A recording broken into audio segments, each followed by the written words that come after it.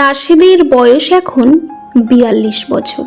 পেশায় একজন সফল ব্যাংকার।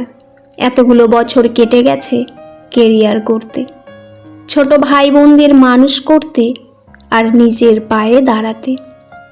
চারপাশের মানুষ যখন তাকে বলতো এবার তো বিয়েটা কর, রাশেদ সবসময় হেসে উড়িয়ে দিত। তার মনে হতো এই বয়সে এসে আবার নতুন করে একজনের সঙ্গে জীবন ভাগ করা কি আদৌ সম্ভব? তার সমবয়সী বন্ধুদের সবার সন্তানরা এখন স্কুলে বা কলেজে পড়ে, আর রাশেদ একা একাই নিজের ফ্ল্যাটে শান্তিতে দিন কাটাচ্ছিল।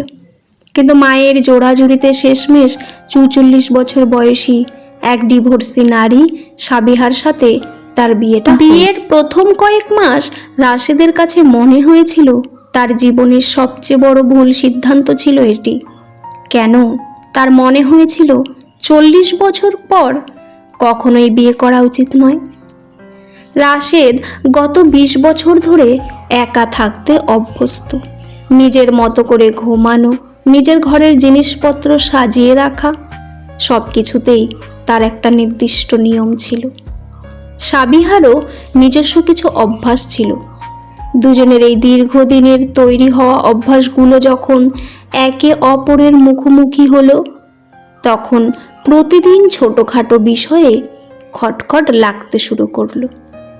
২০ বা ২৫ বছর বয়সে মানুষের মনে যে মানিয়ে নেওয়ার বা অন্ধ ভালোবাসার আবেগ থাকে, ৪০ বছর বয়সে এসে তা অনেকটাই কমে যায়। রাশেদ এবং সাবিহা কেউই একে অপরের ত্রুটিগুলো সহজে মেনে নিতে পারছিল না। রাশেদের মনে হতো এই বয়সে এসে কেন আমি অন্য মানুষের জন্য নিজের শান্তি নষ্ট করব? আত্মীয় স্বজনদের বাসায় গেলে যখন সবাই তাদের বয়সের তুলনা করে কথা বলতো, তখন এক ধরনের অস্বস্তি কাজ করত। এক রাতে রাশেদের হঠাৎ প্রচণ্ড বুকে ব্যথা শুরু হলো। একাকী জীবনে এমন হলে হয়তো তাকে হাসপাতালেই কেউ নেওয়ার থাকতো না। কিন্তু সেদিন সাবিহা মুহূর্তের মধ্যে হয়ে ডাক্তার ডাকলো, তাকে ওষুধ দিল এবং সারা রাত মাথায় হাত বুলিয়ে পাশে বসে রইল। পরদিন সকালে সুস্থ হয়ে রাশেদ যখন সাবিহার ক্লান্ত ঘুমহীন মুখের দিকে তাকালো, তখন তার মনের ভেতরের সব ধারণা বদলে গেল। সে বুঝতে পারল ৪০ বছর পর বিয়ে করা মানেই কোনো সিনেমার গল্প বা রোম্যান্টিক আবেগে ভেসে যাওয়া নয়। এটা হলো জীবনের শেষ ভাগে এসে একজন বিশ্বস্ত সঙ্গী খুঁজে পাওয়া, যে বিপদে আপদে ছায়ার মতো পাশে থাকবে। এই গল্পের থেকে আমরা কি শিক্ষা পেলাম জানেন? ৪০ বছর পর বিয়ে করাটা কঠিন, কারণ ততদিনে মানুষ হিসেবে আমাদের ব্যক্তিত্ব এবং অভ্যাসগুলো একদম স্থায়ী হয়ে যায়। নতুন কাউকে জায়গা দেওয়া তখন অসম্ভব মনে হতে পারে, তবে মনের মিল, পারস্পরিক সম্মান এবং একটু ছাড় দেওয়ার মানসিকতা থাকলে এই বয়সের বিয়েটাও জীবনের সবচেয়ে বড় আশীর্বাদ হয়ে উঠতে পারে। আলেকজান্ডার পৃথিবীর একের পর এক রাজ্য জয় করছিলেন। তিনি মাত্র ৩২ বছর বয়সে তার সাম্রাজ্য ছড়িয়ে পড়েছিল গ্রিস এবং ভারত পর্যন্ত। কিন্তু খ্রিস্টপূর্ব ৩২৩ সালে ব্যাবিলনে হঠাৎ অসুস্থ হয়ে পড়েন তিনি। মৃত্যুর আগে নাকি তিনি তার সেনাপতিদের কাছে ৩টি অদ্ভুত ইচ্ছা প্রকাশ করেছিলেন। প্রথম ইচ্ছা, তার কফিন বহন করবেন শুধু রাজ চিকিৎসকেরা। দ্বিতীয় ইচ্ছা, তার সমাধির পথে ছড়িয়ে দেওয়া হবে তার সোনা, রূপা ও অমূল্য ধন সম্পদ। এবং তৃতীয় ইচ্ছা, তার ২ হাত কফিনের বাইরে ঝুলিয়ে রাখা হবে, যেন সবাই দেখতে পারে। কিন্তু কেন? তিনি নাকি পৃথিবীকে শেষবারের মতো ৩টি শিক্ষা দিতে চেয়েছিলেন। চিকিৎসকও মৃত্যুকে থামাতে পারেন না, পৃথিবীর সব সম্পদ পৃথিবীতেই থেকে যায়, আর মানুষ খালি হাতেই আসে, খালি হাতেই চলে যায়। শান্তি কারোর নেই এই জীবনে। বিবাহিতরা ডিভোর্সের চিন্তায় ব্যস্ত, অবিবাহিতরা বিয়ের চিন্তায় মগ্ন। বাচ্চাদের তাড়াতাড়ি বড় হওয়ার চিন্তা, আর বড়দের শৈশবে ফিরে যাওয়ার আকৃতি। চাকুরিজীবীদের আর কাজের চাপে চিন্তিত, আর বেকারদের চাকরি পাওয়ার চিন্তা। গরিবদের বড়লোক হওয়ার চিন্তা, আর বড়লোকেরা শান্তি খুঁজে, ক্লান্ত ঠিকানা খুঁজে। আর অসাধারণ, এরা জনপ্রিয় হওয়ার জন্য বিভোর। বিয়ে না হলে হয়তো কোনোদিন বুঝতাম না বাবার বাড়ি কতটা শান্তির।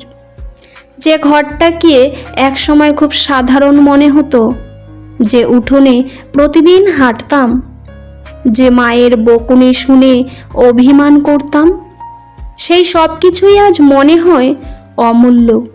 শ্বশুর বাড়ির চাওয়া পাওয়া আর দায়িত্বের ঘিরে যখন মনটাকে ক্লান্ত হয়ে পড়ে, তখন বাবার বাড়িতে পা রাখলেই মনে হয় আমি যেন আবার নিজের পৃথিবীতে ফিরে এসেছি, একটা শান্তির জান্নাতে চলে এসেছি, যেখানে আমার জন্য এখনো আগের মতোই অপেক্ষা করে আছে মায়ের ভালোবাসা আর বাবার নীরব মমতা।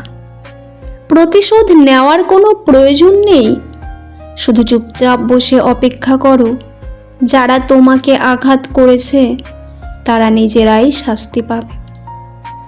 আর তুমি যদি ভাগ্যবান হও, তাহলে তুমি তা নিজের চোখে দেখতে পাবে। আসিফ সাহেবের বয়স তখন 46। একাকিত্ব শব্দটা তার জীবনের সাথে আঠার মতো লেগেছিল। 10 বছর আগে এক সড়ক দুর্ঘটনায় তার স্ত্রী মারা যান। একমাত্র মেয়ে তুলি এখন আমেরিকায় প্রবাসী, নিজের সংসার নিয়ে ব্যস্ত।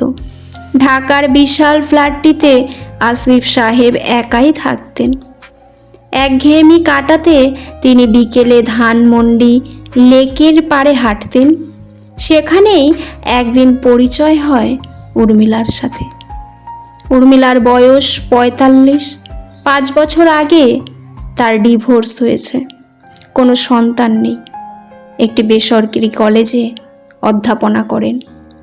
লেকের পাড়ে হাঁটতে হাঁটতে দুজনের প্রথমে পরিচয়, তারপর তারা আবিষ্কার করলেন দুজনেরই বই পড়ার নেশা, পুরনো গান শোনার শখ, এবং দুজনের ভীষণ একা একা থাকার কষ্টটা তারা একে অপরের চোখের দিকে তাকিয়েই বুঝতে পারতেন।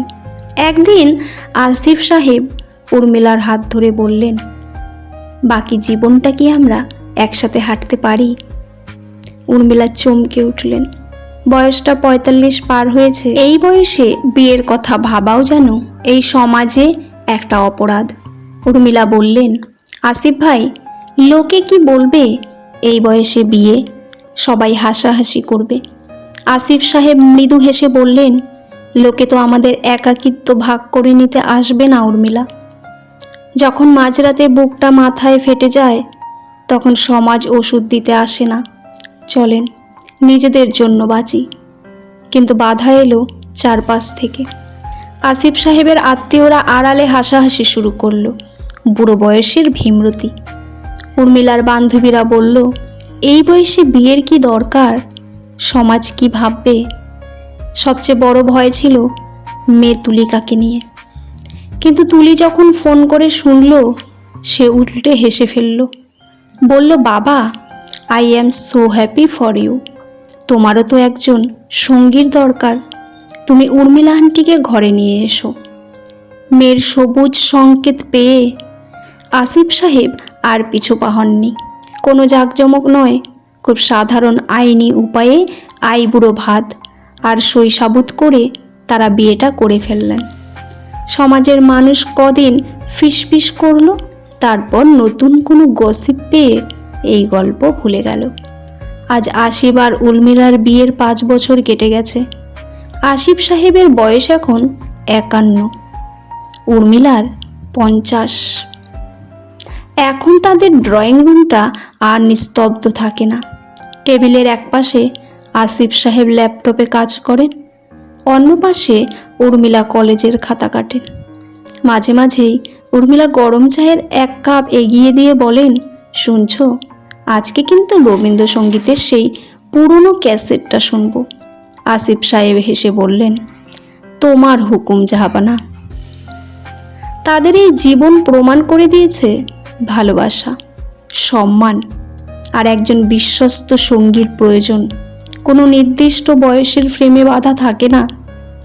40 বা 50 বছর বয়সের পর যখন সমাজ মনে করে জীবনের সব রং শেষ, ঠিক তখনই সঠিক সঙ্গীর হাত ধরে জীবনের সবচেয়ে সুন্দর বসন্তটাও শুরু হতে পারে। কারণ একাকিত্ব কাটানোর অধিকার প্রতিটা মানুষেরই আছে। জীবনকে ভালোবাসুন, জীবনও আপনাকে ভালোবাসতে শুরু করবে। সাফল্য কোনো গন্তব্য নয়, এটি একটি দীর্ঘ পথ চলা। গতকালকের ভুল থেকে শিখুন, আজকের দিনটিতে বাঁচুন আর আগামীকালের জন্য আশা রাখুন। আপনি যদি আপনার সময়ের মূল্য না দেন, তবে অন্যরাও তা দেবে না। ভালোবাসা হলো এমন একটি শক্তি যা শত্রুকেও মিত্রে পরিণত করতে পারে।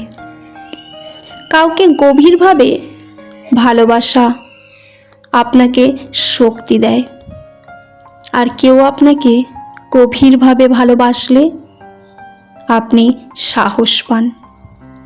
সম্পর্ক তৈরি করা সহজ, কিন্তু তা টিকিয়ে রাখার জন্য প্রয়োজন ধৈর্য, বিশ্বাস ও পারস্পরিক শ্রদ্ধা। ধৈর্য তিতকুটে হতে পারে, কিন্তু এর ফল সবসময়ই মিষ্টি হয়। ঝড় সবসময় আপনার জীবন ধ্বংস করতে আসে না, কিছু ঝড় আসে আপনার পথ পরিষ্কার করে দিতে। বিপদের সময় যে ধৈর্য ধরতে পারে, সেই আসল বিজয়ী। অন্যের মধ্যে পরিবর্তন দেখার আগে নিজের মধ্যে সেই পরিবর্তনটি আনুন। মানুষের আসল রূপ চেনা যায় তখন যখন সে চরম ক্ষমতার অধিকারী হয়। জ্ঞানী মানুষ কথা বলে কারণ তাদের কিছু বলার থাকে, আর বোকারা কথা বলে কারণ তাদের শুধু বলতেই হয়। স্বপ্ন সেটা নয় যা তুমি ঘুমিয়ে দেখো, স্বপ্ন সেটাই যা তোমাকে ঘুমোতে দেয় না। যদি তুমি সূর্যের মতো উজ্জ্বল হতে চাও, তাহলে প্রথমে সূর্যের মতো পড়তে শেখো। একটি ভালো বই 100 ভালো বন্ধুর সমান, কিন্তু একজন ভালো বন্ধু একটি লাইব্রেরির সমান। এক গ্রামে এক বৃদ্ধ মানুষ বাস করতেন। তিনি ছিলেন পৃথিবীর সবচেয়ে দুর্ভাগ্যবান মানুষদের মধ্যে একজন। সারা গ্রাম তার উপর বিরক্ত ছিল, কারণ তিনি সবসময় বিষণ্ণ থাকতেন, সারাক্ষণ ভাগ্যকে দোষ দিতেন এবং কখনোই মুখে হাসি ফোটাতেন না। তিনি যত বেশি দিন বাঁচছিলেন, তার মন তত বেশি তিক্ত হয়ে উঠছিল এবং তার চারপাশের মানুষও তার নেতিবাচক কথায় কষ্ট পেত। ফলে গ্রামের মানুষ তাকে এড়িয়ে চলত। কিন্তু যেদিন বৃদ্ধের বয়স 80 বছর পূর্ণ হলো, সেদিন গ্রামে একটি অদ্ভুত গুজব ছড়িয়ে পড়ল। সবাই শুনল আজ বৃদ্ধটি একটিবারের জন্য কোনো অভিযোগ করেননি, উল্টে তার মুখে মৃদু হাসি দেখা গেছে। পুরো গ্রামের মানুষ অবাক হয়ে বৃদ্ধের বাড়ির সামনে জড়ো হলো। সবাই উৎসুক হয়ে তাকে জিজ্ঞেস করল, আজ আপনার কি হয়েছে? আপনি এত খুশি কেন? বৃদ্ধ শান্ত গলায় উত্তর দিলেন, বিশেষ কিছু নয়। আমি বিগত 80 বছর ধরে কেবল সুখের পেছনে ছুটেছি, কিন্তু তাকে ধরতে পারিনি। তারপর আজ আমি ভাবলাম, সুখের পেছনে ছুটে তো আমার জীবনের 80টা বছরই কেটে গেল।